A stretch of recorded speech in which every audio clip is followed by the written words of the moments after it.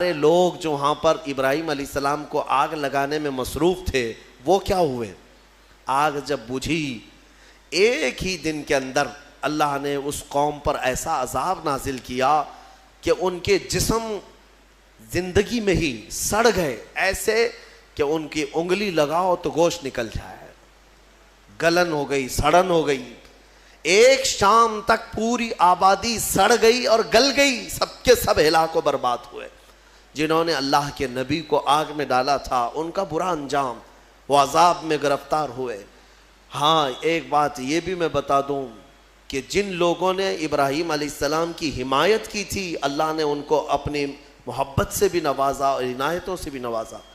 روایت میں 2 جانوروں کا بھی ذکر آتا ہے، 2 جانوروں کا، ایک مینڈک کا اور ایک گرگٹ کا، اور چھپکلی کا بھی ہے کہ گرگٹ نے یہ پھونک پھونک کر کے آگ کو بڑھانے کی کوشش کی اور مینڈک نے تھوک تھوک کر کے پانی آگ کو بجھانے کی کوشش کی کہ اللہ کے نبی ہیں۔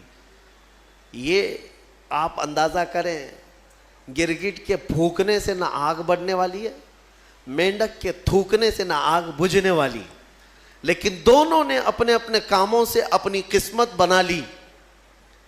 گرگٹ کی ہمیشہ یہ قسمت بن گئی کہ میرے آقا صلی اللہ علیہ وسلم نے فرمایا یہ گستاخ نبی ہے، جہاں اسے پاؤ مار ڈالو، اور ایک مار میں مارو تو زیادہ ثواب ہے، ثواب ہے اس کو۔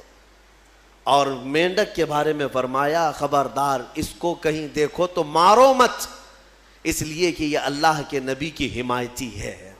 اللہ کے نبی کے لیے یہ دعا کر رہی تھی، تھوک کر کے آگ بجھانے کی کوشش کر رہی تھی۔ ایک جانور پر ہمیشہ کے لیے اللہ کی رحمت اور ایک پر اللہ کا غضب۔ اس سے اندازہ ہوتا ہے کبھی کبھار کاموں سے کچھ ہوتا نہیں ہے، بگڑتا کچھ نہیں ہے، لیکن انسان اپنی تاریخ بدل جاتا ہے۔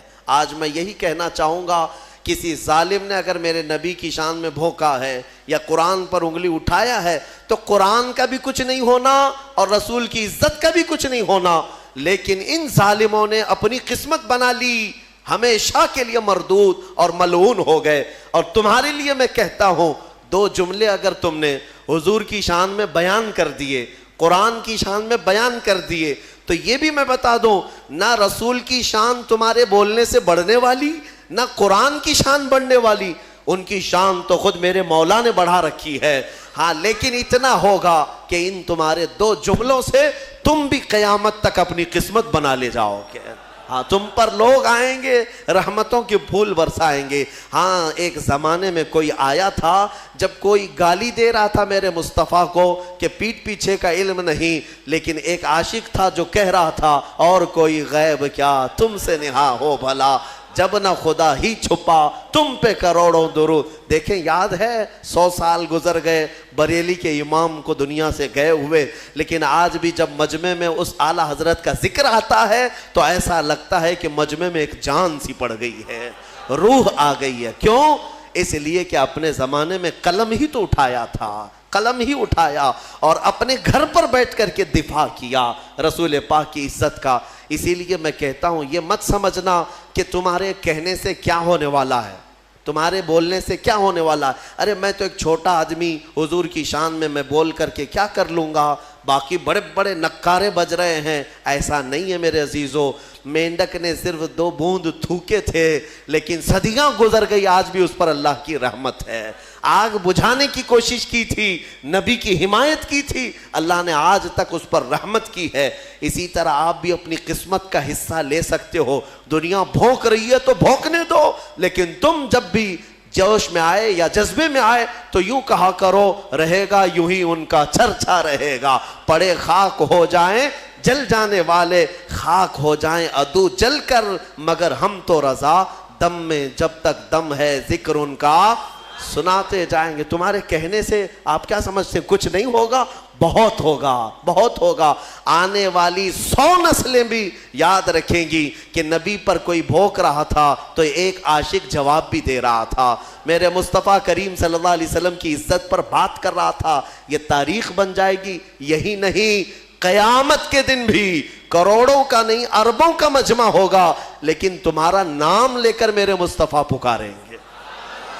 نام لے کر پکاریں گے، کہاں ہے فلاں بن فلاں؟ جب لوگ گالیاں دے رہے تھے تو تیری زبان میرے نغمات بول رہی تھی، جب لوگ ہرزہ سرائی کر رہے تھے تو کوئی کہہ رہا تھا محمد سید الکونین والثقلین والفریقین من عرب ومن عجم۔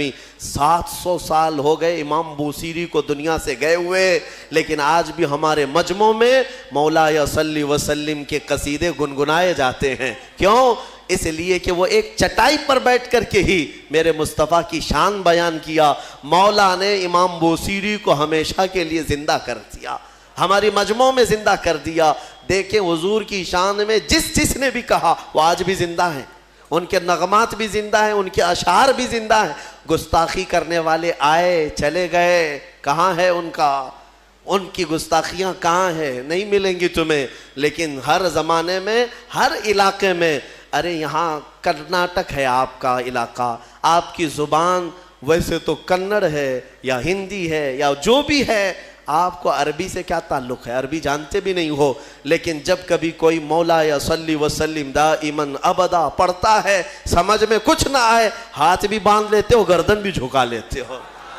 کیوں کرتے ہو؟ اس لیے کہ یہ عشق کی بولی ہے، عشق کی بولی ہے۔ اور ایک عاشق نے کہا تھا تنم فرسودہ جہاں پارا سے ہجراں یا رسول اللہ، دلم پژمردہ آوارا سے عصیاں یا رسول اللہ۔ فارسی کلام ہے، علامہ عبد الرحمن جامی کا لکھا ہوا ہے، لیکن جب ہم اردو والوں میں بھی پڑھتے ہیں تو گردنیں جھومنے لگ جاتی ہیں۔ کیوں؟ عشق کی بولی ہے، عشق کی بولی ہے۔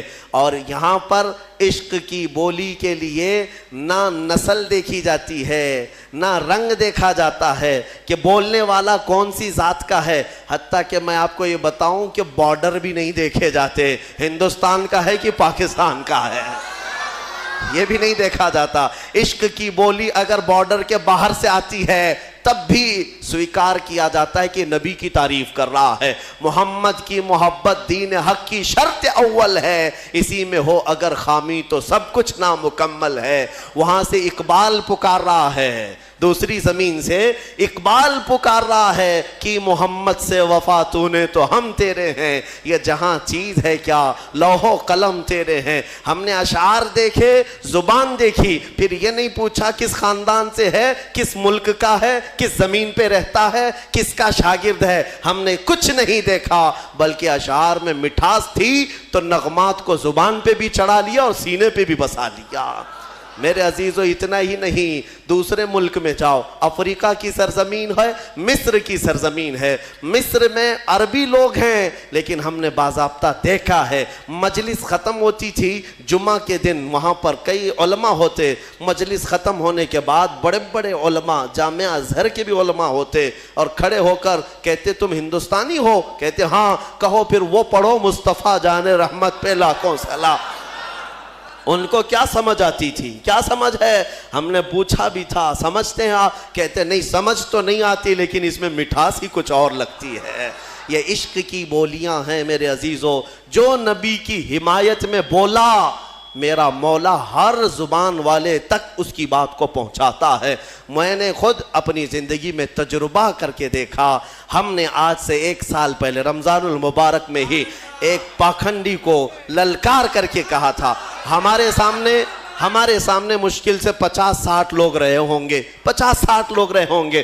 ہمارا یہ جذبہ تھا، ہمارا یہ درد تھا کہ نبی کی حمایت میں یہاں بیٹھ کر پکاروں گا، لیکن بعد میں مہینے بھر بعد پتہ چلتا ہے کہ نیوزی لینڈ والوں نے بھی سنا ہے، امریکہ والوں نے بھی سنا ہے، آسٹریلیا والوں نے بھی سنا ہے، افریقہ والوں نے بھی سنا ہے، ہر خطے والوں نے سنا ہے، ہر جگہ سے فون آئے، ہر جگہ سے لوگوں نے مجھے سراہا، تعریفیں کی اور داد دیا، دعائیں کی۔ میں یہ سوچنے پر مجبور ہوا ہبلی کی ایک چھوٹی سی مسجد میں بیٹھ کر اگر میرے مصطفیٰ کی شان بیان کرے تو نہ یہ انٹرنیٹ کا کمال ہے، نہ یہ فیس بک کا کمال ہے، بلکہ مولا رب العزت جب اپنے نبی کی حمایت میں اٹھنے والی آواز ہوتی ہے تو پھر ہر خطے کی زبان تک پہنچاتا ہے۔ تم کر کے تو دیکھو، نبیوں کی شان بیان کرنا اللہ تبارک و تعالیٰ پہنچانا اپنے ذمے لے لیتا ہے، پہنچانا اس کی شان میں ہے۔ مولا جب تک زندہ رکھے اپنے نبیوں کا حمایتی بنا کر رکھے، اور میرے آقا کے قدموں میں ہماری موت عطا فرمائے۔ وآخر دعوانا ان الحمد للہ رب العالمین۔